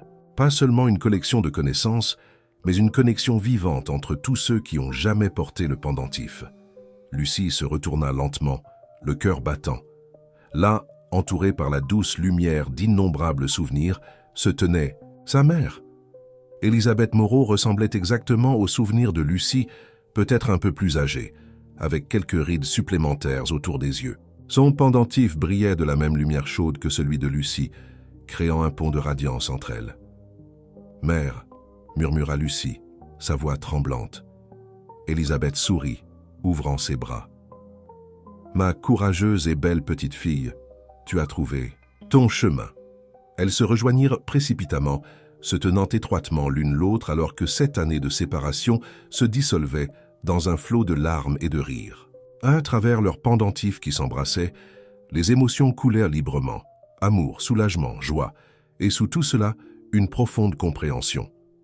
« Je suis tellement désolé d'avoir dû te laisser », dit doucement Élisabeth, caressant les cheveux de Lucie. « Mais je devais protéger cet endroit jusqu'au bon moment, jusqu'à ce que tu sois prête. »« Prête pour quoi ?» demanda Lucie, bien qu'une partie d'elle connaissait déjà la réponse. Élisabeth fit un geste vers les étagères sans fin de souvenirs brillants, prête à comprendre toute l'étendue de ce que le cercle peut faire. Ce ne sont pas seulement des archives du passé, ce sont des outils pour l'avenir. Chaque orbe contient non seulement des souvenirs, mais l'expérience réelle d'utiliser le pouvoir du pendentif pour aider les autres. Elle conduisit Lucie vers une étagère proche, sélectionnant l'une des sphères brillantes. « Regarde », dit-elle, la tenant entre elles. La lumière de l'orbe s'étendit, les entourant d'une scène du passé, une jeune gardienne découvrant qu'elle pouvait utiliser son pendentif pour sentir les besoins émotionnels des autres, pour savoir exactement comment les aider à guérir et à grandir. Le souvenir était si vivant que Lucie pouvait ressentir ce que la jeune femme avait ressenti. L'émerveillement, la responsabilité, le profond sentiment de but. Le pouvoir du cercle devient plus fort avec chaque génération, expliqua Élisabeth. À mesure que plus de gardiens ajoutent leurs expériences à cette collection, notre capacité à aider les autres s'élargit. Mais il fallait que ce soit protégé, gardé en sécurité, jusqu'à ce que nous puissions être sûrs que ce ne serait pas utilisé à mauvais escient. « C'est pourquoi tu es resté ici tout ce temps », réalisa Lucie, apprenant, préparant, assurant que tout serait prêt. Élisabeth acquiesça. « Et veillant sur toi à travers la connexion du pendentif. J'ai ressenti chaque moment de solitude, chaque larme, chaque étincelle d'espoir. Cela me brisait le cœur de rester loin, mais je savais que tu trouverais ton chemin ici quand le moment serait venu. » Elle toucha doucement le pendentif de Lucie. « Tu as déjà commencé à comprendre son pouvoir. J'ai vu comment tu t'es connecté avec les autres, comment tu as naturellement assumé ton rôle de gardienne. » Lucie pensa à la semaine passée dans la chambre de lumière, à tout ce qu'elle avait appris. « Mais il y a tellement plus à comprendre, n'est-ce pas ?»« Oui, » sourit Élisabeth. « Et maintenant, nous pouvons l'apprendre ensemble. Mais d'abord, elle prit la main de Lucie, la conduisant plus profondément dans la bibliothèque de souvenirs.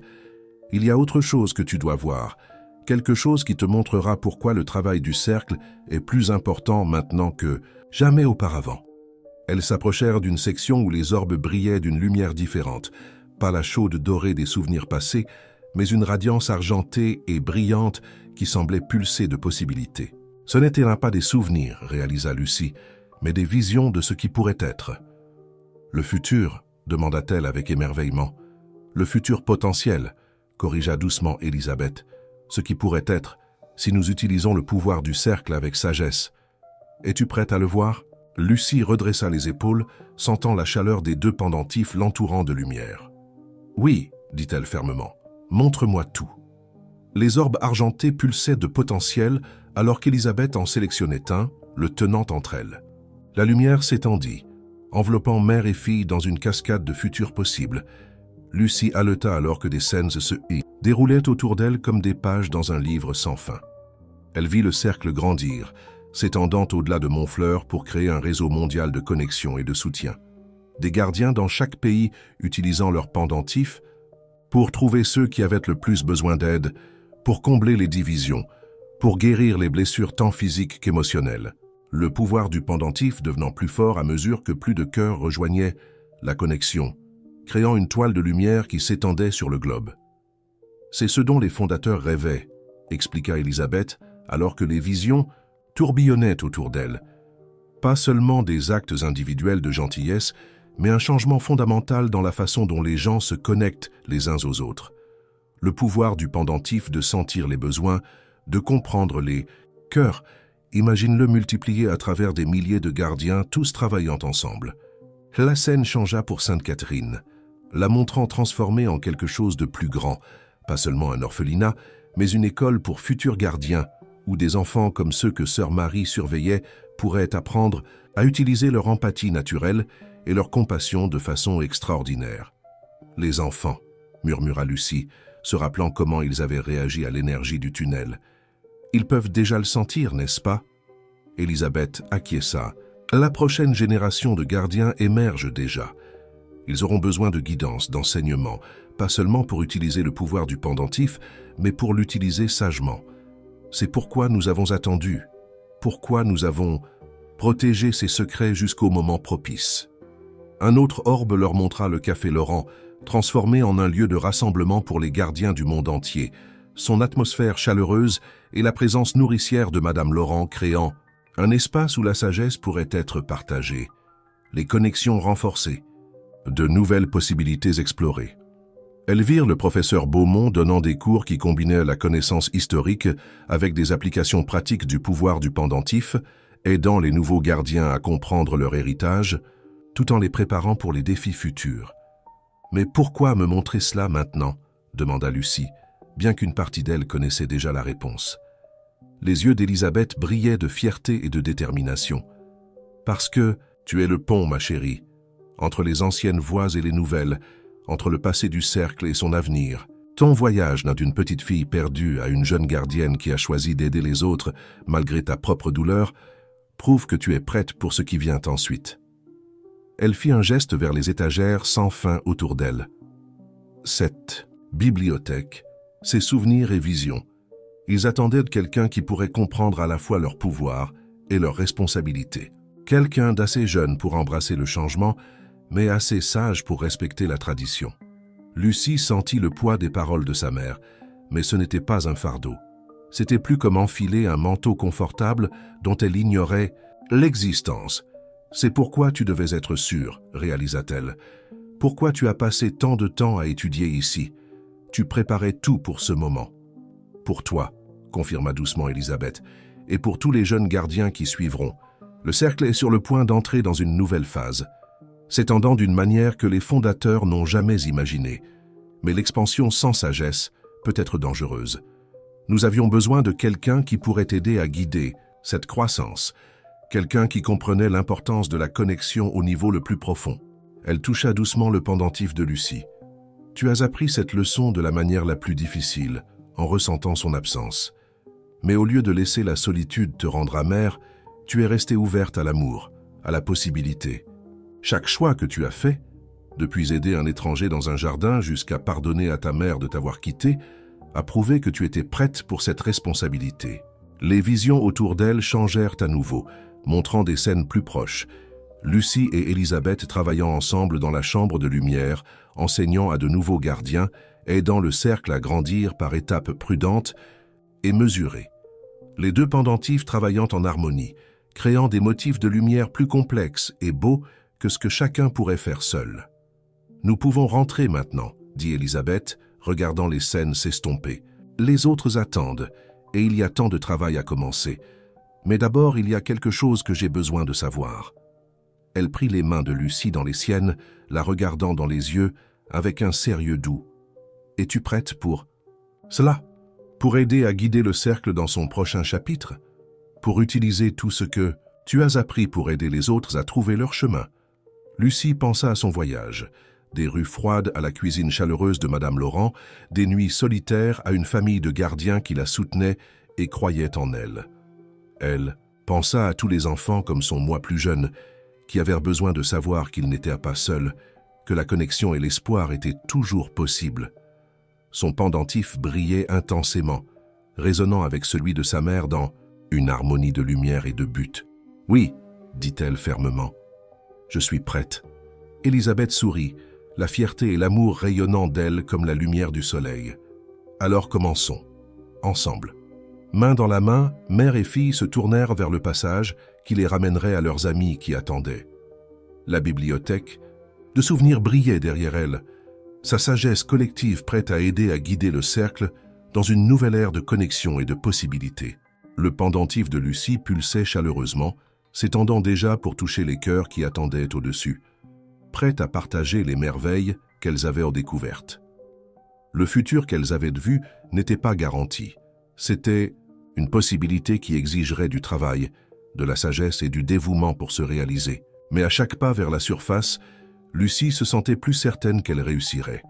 Après tout, le plus grand pouvoir du cercle avait toujours été sa capacité à rassembler les gens, à transformer des étrangers en famille, à transformer la perte en amour. Et elle était prête à aider à écrire son prochain chapitre. Le voyage de retour à travers le passage lumineux semblait différent, comme si l'air même autour d'elle avait changé. Lucie et Élisabeth marchaient côte à côte, leurs pendentifs créant une lumière harmonieuse qui illuminait leur chemin. À travers leur connexion, elles pouvaient sentir l'excitation croissante de leurs amis qui attendaient au-dessus. « Ils n'ont jamais perdu foi », dit doucement Élisabeth. Toutes ces années, ils ont continué à espérer, à se préparer, à croire que le pouvoir du cercle nous réunirait au bon moment. Alors qu'elles approchèrent de l'entrée du tunnel central, Lucie pouvait sentir des présences individuelles à travers son pendentif, la chaude inquiétude de Madame Laurent, l'excitation érudite du professeur Beaumont, la joie tranquille de sœur Marie et bien d'autres. Le cercle avait grandi pendant leur temps sous terre, avec plus de gardiens se rassemblant pour témoigner de ce moment. La porte s'ouvrit à leur approche, révélant une scène qui fit s'arrêter mère et fille d'émerveillement. Le tunnel était rempli de lumière, des dizaines de pendentifs brillant en signe de bienvenue, créant un chemin de chaleur et d'acceptation. Des gardiens étaient venus de tout Montfleur, attirés par la connexion du pendentif, sentant que quelque chose d'extraordinaire se produisait. Madame Laurent fut la première à s'avancer, des larmes coulant sur son visage alors qu'elle les embrassait toutes les deux. « Bienvenue à la maison », murmura-t-elle, son pendentif rejoignant l'harmonie de leur lumière. Un par un, les autres s'avancèrent, le professeur Beaumont serrant ses précieux carnets, sœur Marie menant un groupe d'enfants aux yeux écarquillés, de Sainte-Catherine, docteur Chevalier avec son équipement scientifique oublié dans l'émotion du moment. Chaque salutation, chaque étreinte ajoutait une autre note à la symphonie de lumière que leur pendentif créait. « Les enfants », dit Élisabeth, remarquant comment les plus jeunes observateurs regardaient avec une intensité particulière. « Ils peuvent déjà le voir, n'est-ce pas? Les connexions entre nous tous, sœur Marie acquiesça. Ils dessinent des images toute la semaine, de lumière dans le ciel, de personnes connectées par des fils dorés. Leurs cœurs sont ouverts à la possibilité. » Comme en réponse, la lueur des pendentifs s'intensifia, créant des motifs qui dansaient sur les murs du tunnel. Les enfants haletèrent de plaisir, pointant alors que la lumière prenait des formes qu'ils avaient en quelque sorte su dessiner, des cercles dans des cercles, des nœuds sans fin de connexion et de possibilités. « Il est temps de déplacer cela à la surface », annonça Élisabeth, sa voix portant clairement à travers le tunnel. Le cercle était destiné à travailler dans la lumière, pas à se cacher dans les ombres. Ces chambres resteront comme des lieux d'apprentissage et de connexion, mais notre vrai travail se trouve dans le monde au-dessus. Le professeur Beaumont s'avança avec empressement. Le bâtiment de la Société historique, c'est parfait, assez grand pour l'enseignement, assez central pour l'accessibilité et déjà connecté à l'histoire du cercle. Et le café, ajouta Madame Laurent avec un sourire chaleureux. Ça a toujours été un lieu de rassemblement. Maintenant, ça peut l'être officiellement. Sainte-Catherine aussi, dit sœur Marie. Les enfants ont besoin de comprendre leur potentiel. d'apprendre à utiliser ses dons sagement. Lucie regardait les plans commencer à se former, alors que la vision de sa mère d'un cercle élargi commençait à prendre forme en temps réel. Son pendentif vibrait d'énergie, répondant à l'excitation et aux possibilités qui remplissaient le tunnel. « Et la bibliothèque ?» demanda-t-elle doucement à Elisabeth. « Tous ces souvenirs, cette connaissance, seront partagés progressivement, avec soin, l'assura Elisabeth. Toi et moi travaillerons ensemble, aidant les nouveaux gardiens à accéder à ce dont ils ont besoin quand ils seront prêts à le recevoir. Le cercle devient plus fort grâce à la sagesse, pas seulement au nombre. » Une des enfants de Sainte Catherine, une petite fille aux yeux vifs, tira sur la manche de Lucie. « Peux-tu nous apprendre à faire de la lumière comme ça ?» demanda-t-elle, pointant vers le pendentif brillant. Lucie s'agenouilla au niveau de l'enfant, se rappelant combien récemment elle avait été celle qui regardait vers le haut, cherchant des réponses. « La lumière est déjà en toi, » dit-elle. « Doucement. Nous t'aidons juste à la trouver. » Le visage de la fillette s'illumina de compréhension qui dépassait son âge. Autour de son cou, une simple chaîne d'argent captait la lumière des pendentifs, attendant le jour où elle porterait un symbole qui lui serait propre. Elisabeth regardait l'interaction avec des larmes de fierté dans les yeux. « C'est ainsi que cela commence, » dit-elle doucement. « Un cœur en touchant un autre, la sagesse transmise à travers les générations, chaque connexion rendant l'ensemble plus fort. » Les gardiens rassemblés commencèrent à se diriger vers la sortie du tunnel, leur lumière illuminant le chemin. Mais ce n'était pas une fin, c'était un commencement, le début d'un nouveau chapitre dans la longue histoire du cercle. Alors qu'elle marchait, Lucie sentait le poids du futur parfaitement, équilibré avec la force de la tradition. Sa mère à ses côtés, ses amis autour d'elle et devant elle, un chemin éclairé par des dizaines de pendentifs brillant d'un but et d'une possibilité partagée. Elles émergèrent du tunnel dans un matin d'hiver qui semblait plus lumineux, d'une certaine façon, comme si le monde lui-même était prêt pour ce qui allait suivre. Le cercle était sur le point d'entrer dans la lumière, et Lucie savait exactement par où il devait commencer. Un an plus tard, le jardin de l'ancien manoir Dubois fleurissait d'une nouvelle vie. Les roses enchevêtrées avaient été soigneusement entretenues, les chemins dégagés, la fontaine restaurée et fonctionnelle. Là où Lucie avait autrefois cherché abri en tant qu'enfant solitaire, des enfants jouaient maintenant librement, leur rire se mêlant au son de l'eau qui coulait. Le manoir lui-même avait été transformé. Ses pièces, autrefois vides et résonnantes, bourdonnaient maintenant d'activité. Des salles de classe où de jeunes gardiens apprenaient à comprendre leurs dons, des bibliothèques remplies de livres anciens et nouveaux, des espaces calmes pour la méditation et la connexion. Et en son cœur, une grande salle circulaire avec un plafond de verre en dôme, où la lumière du pendentif pouvait briller librement. Lucie se tenait dans le jardin, regardant un nouveau groupe d'étudiants arriver pour leur premier jour de formation. Certains étaient des enfants de Sainte Catherine. D'autres venaient de familles qui faisaient partie du cercle depuis des générations. Et d'autres encore avaient été attirés ici par la mystérieuse connexion du pendentif, sentant quelque chose de spécial à propos de cet endroit. Elisabeth émergea du manoir, son pendentif brillant chaleureusement alors qu'elle rejoignait sa fille. « Prête pour ta première classe en solo ?» demanda-t-elle avec un sourire entendu. « Aussi prête que je ne le serai jamais », répondit Lucie, touchant son propre pendentif pour se rassurer. Au cours de l'année écoulée, elle avait grandi dans son rôle d'enseignante, aidant les autres à comprendre le pouvoir de connexion que représentait le cercle. Madame Laurent avait élargi son café en un restaurant complet, créant un espace où gardiens et non-gardiens pouvaient se rassembler, partager des repas et ressentir la chaleur d'une véritable communauté. Les recherches historiques du professeur Beaumont s'étaient également élargies, documentant non seulement le passé du cercle, mais aussi son présent en évolution. Sœur Marie avait transformé le programme éducatif de Sainte Catherine, incorporant de douces leçons sur l'empathie et la connexion aux côtés des matières traditionnelles.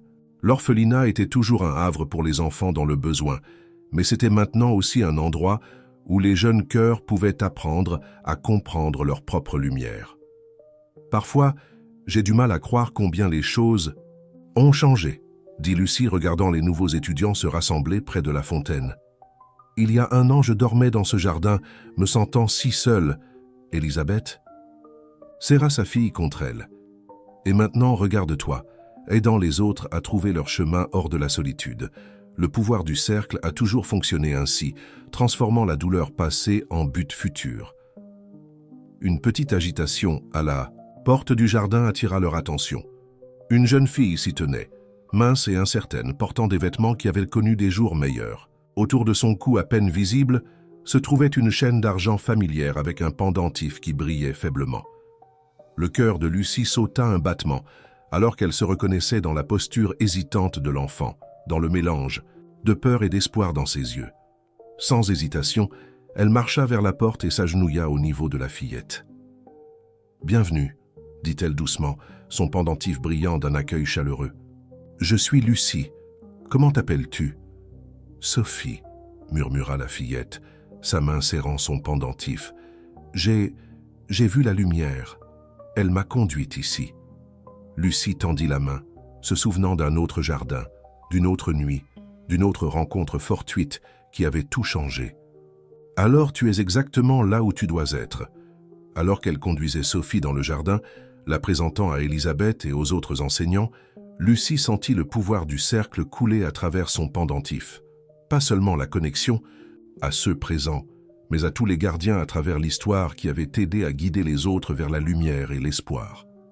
L'eau de la fontaine captait le soleil du matin, créant des arcs-en-ciel qui dansaient dans l'air. Les étudiants se rassemblaient pour leur première leçon, leurs visages brillants d'anticipation. Et au-dessus d'eux tous, les pendentifs brillaient de possibilités. Leur lumière une promesse que personne n'aurait jamais à marcher seul dans l'obscurité. C'était le véritable but du cercle, pas seulement préserver la connaissance ou créer des connexions, mais s'assurer que chaque cœur perdu puisse trouver son chemin vers la maison. Alors que Lucie commençait sa leçon, enseignant à ses nouveaux chercheurs le pouvoir qu'ils portaient en eux-mêmes, elle savait que son propre voyage n'avait été que le commencement. L'histoire du cercle continuerait, grandissant et changeant, avec chaque nouvelle génération, chaque nouvelle connexion, chaque nouvelle lumière rejoignant la danse sans fin des possibilités. Et quelque part dans la douce brise du jardin, dans l'éclaboussure musicale de la fontaine, dans la lueur harmonieuse de dizaines de pendentifs travaillant en unité, l'avenir commençait déjà à se déployer.